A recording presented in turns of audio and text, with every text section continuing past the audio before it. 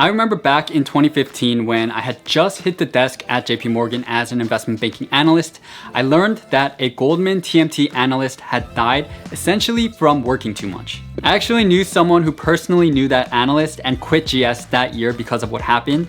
And when it did happen, my fellow analysts and associates discussed it in the bullpen, and it was kind of jarring for a few hours, but pretty soon right after, we just went right back to work because that's just banking culture. We honestly all deep down could understand how it could happen and kind of felt powerless to be able to change anything, and so we went just back to work. Since then, there have been numerous similar incidents from pretty much all the top banks, and unfortunately with too many deaths to count, including 2 this past year, as a response, both JP Morgan and Bank of America capped hours at 80 per week, except for live deals. Now, I'm sure this raises a lot of questions for you, and so today I'm going to be going over the 5 reasons bankers work these long hours as I react to an interview from JPM CEO Jamie Dimon, who recently spoke in an interview about his firm's new work-life balance changes. And stick to the end of the video if you want to learn why bankers put up with these long hours and why I actually, if I could go back in time, would still go back into banking after my undergrad years. So what we're gonna do is I have my laptop over here. I'm gonna be watching parts of Jamie Dimon's interview and kind of go through each reason why bankers work long hours. Okay, with that said, let's go into reason number 1, which is just simply culture. And then I do think this thing on Wall Street where you read about the hours. So we just put a new program in place. First of all, we want kids to tell the truth. So some kids are saying they work more hours than they do. Some kids are saying they work less hours than they do, so they get more work. We just want to treat the kids with respect. So we're trying to put rules in place, and you don't need AI to do this. Respect, okay. Okay, so there's a lot to unpack here, but I think it's kind of funny how Jamie talks about treating analysts with respect like he didn't know that this has been happening for decades. Anyway, back when I was at JPM, we actually really did report our hours every week through this report called Intensity. And there would be a weekly group-wide email sent to the over 75 plus bankers from the analyst to the MD level in the group, showing which analysts and associates worked 80 hours, 90 hours, and 100 plus hour weeks, and those who worked over 10 hours and 20 hours on the weekends. Now, I have to admit, at times it would be a source of somewhat twisted and misfounded pride when you worked a lot, because then everyone in the group knows you're working hard. And so while I think most junior bankers did report as honestly as they could, I can see why Jamie Dimon is saying that some are reporting more. On the flip side, sometimes you're actually working so many hours that you actually feel pressure not to report how much you did, because once you do, the senior bankers that you're working with could get flagged for working you too hard, especially if it's too many weeks in a row. And back when I was at JPM, it didn't really seem like a lot of analysts and associates were underreporting versus overreporting, but I could see why it would happen. So now going back to the topic of culture, just imagine being in an environment where everyone around you is working 80 to 100 hour weeks, and it may sound sickening for those who haven't experienced the banking environment and culture, but as a fresh undergrad, you fall into the trap of wanting to be putting in those long hours so you can build your reputation and be ranked at the top of your class and earn a higher annual bonus. All right, we have a lot more to go into, so let's go into reason number 2, which is bad senior bankers and clients. Assignments should be given out, by Wednesday, not on Friday night. So a lot of investment bankers, they've been traveling a week, they come home, they give you 4 assignments, and you got to work all weekend. It's just not right. Oh, Wednesday and not Friday. That is really mind-blowing stuff. Okay, so this is a primary reason as to why junior bankers work such long hours. Senior bankers have lots of travel for client meetings, they have a lot of calls, and they also have their personal lives and families. As a result, the worst senior bankers to work for are the ones who just go completely AWOL for a few days and then suddenly hit you with some big requests late in the afternoon or on a weekend, and you have to just drop everything, whether it's a birthday or a trip that you planned for the weekend, in order to get work done. Personal example I can share with you, which I think is actually kind of funny and I've never actually talked about it before on YouTube, is one time I went to SantaCon, which is an event in San Francisco where everyone dresses up as Santas and then you just get drunk with your friends. And so while I was at SantaCon and already pretty drunk, I got a call or an email that I needed to go into the office. So I went home, changed, and then got my laptop, went to the office, and then went on a call with one of the clients. I was muted, so I didn't say anything, but I actually passed out. And then my associate asked me what happened in the meeting. And then thank God there was another analyst in the M&A group, because I was in the healthcare group, who was also on that call. So I messaged him saying like, hey, like what happened here? And then I told my associate what happened. Anyway, my point is that your life is at the mercy of your senior bankers and when they ask for things, and in addition to them, the client as well, since they can really ask for things whenever they want since they're paying millions of dollars. And since it's a client servicing industry, bankers will just really cater towards them, which means your seniors will want to please them, and all of that work will be passed down to you whenever the client needs something. Next, we're gonna actually do a little bit of a combo, reasons 3 and 4. Number 3, which is the pace of live deals, and number 4, lean teams. And so that you got to teach individual by individual. I can't blanket the brush and things like that. You know, we want weekends off. We want people to have time. You want to pay attention. Obviously, if you ever see someone in emotional need, you should help them. Emotional need. So we're going to try to limit, track. We actually hired someone who's going to do nothing but help manage the analysts and stuff, so they can actually track it. So hiring someone to specifically care about work-life balance, that's pretty interesting and different. So JPM announced that it appointed Ryland McClendon to support junior bankers' well-being, and her effectiveness will have to remain to be seen. In my opinion, I think a lot of this may help lower the overall average number of hours worked for junior bankers, since the cap at JPM is now 80, and she'll be able to help enforce it.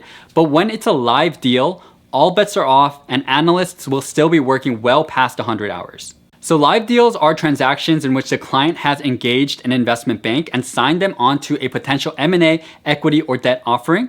And this is in stark contrast to what we used to call marketing work, in which bankers are just trying to earn business by pitching potential deals to companies. Investment banks earn a percentage fee of the total transaction size. So for example, if it's a $100 million M&A deal and the bank earns 3%, then that's $3 million, while all marketing work earns exactly $0, but may earn a potential deal in the future. Live deals are highly confidential and need to be executed on ASAP, so deadlines are extremely tight, and analysts often have to make 20 to 50 page presentations or build really complex financial models within 1 to 2 weeks. Also, because there are so many moving parts, it's not really efficient to have 5 analysts working on one transaction.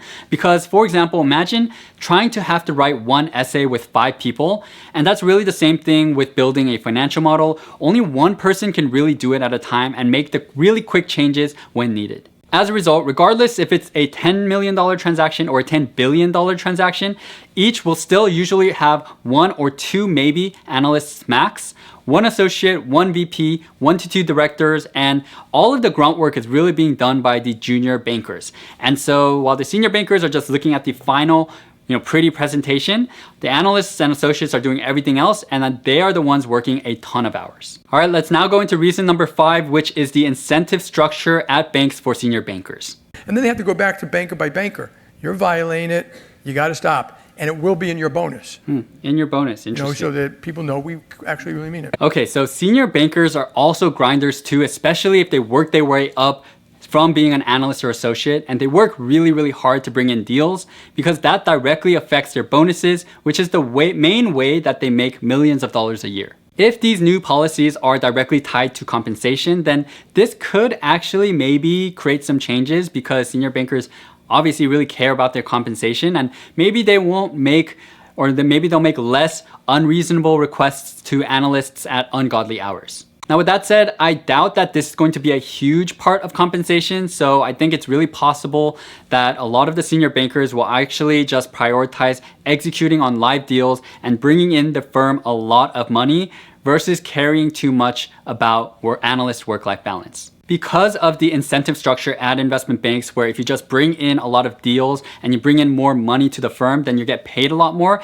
senior bankers are going to work super hard on live deals, but also on marketing, presentations, and pitches, which are things I mentioned earlier, because they want to bring in more deals in the future. And so that's why even if a bank doesn't have a lot of live deals, you can still get crushed as an analyst. And when you're working on a live deal, you definitely will get crushed. Now, as I briefly mentioned at the beginning of this video, if I could go back in time post-grad, I would still go back into banking. And I'll go into the reasons soon why, but if I haven't scared you off yet, or maybe if you're watching this video because you already know you want to break into investment banking and want to just understand what the culture and work-life balance is like and why it is that way, then you're gonna wanna check out Wall Street Prep's financial modeling packages. Wall Street Prep offers financial modeling courses so you can be ready not just for your interviews, but your job on the desk as a banker.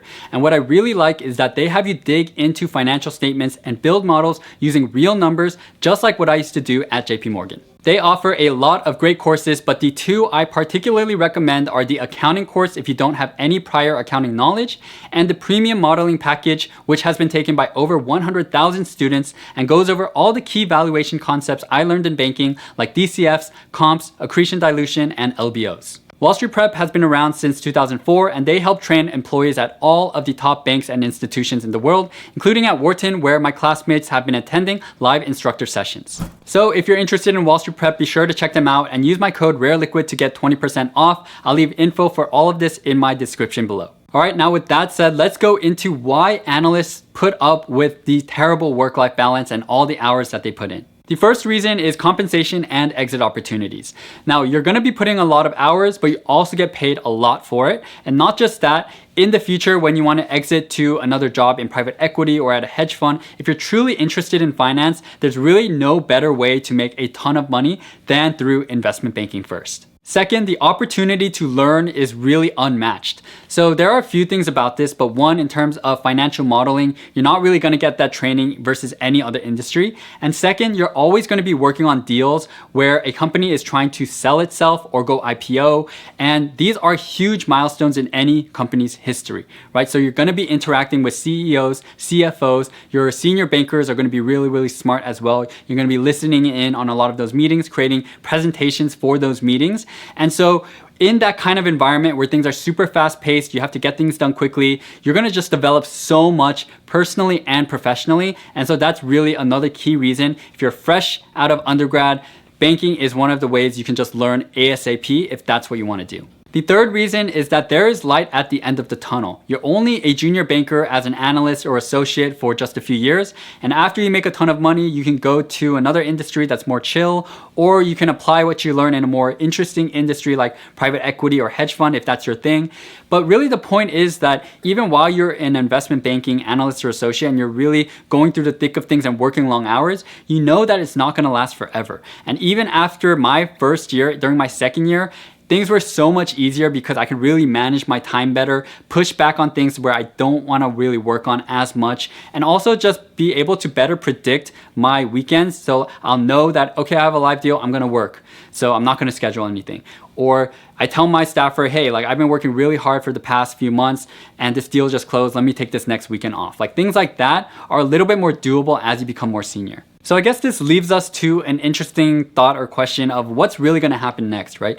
JP Morgan, Bank of America, a lot of other banks have implemented a lot of new policies that are supposedly going to improve work-life balance for analysts and associates. But because of the nature of the industry, and also remember things like deaths in banking have been happening forever, for the past few decades.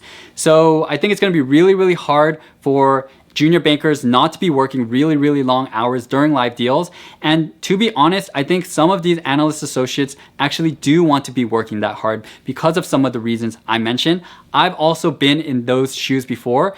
I did want to work hard. With that said, of course, I really do hope that banks really implement the changes that they're releasing to their PR companies and really showcasing to the public.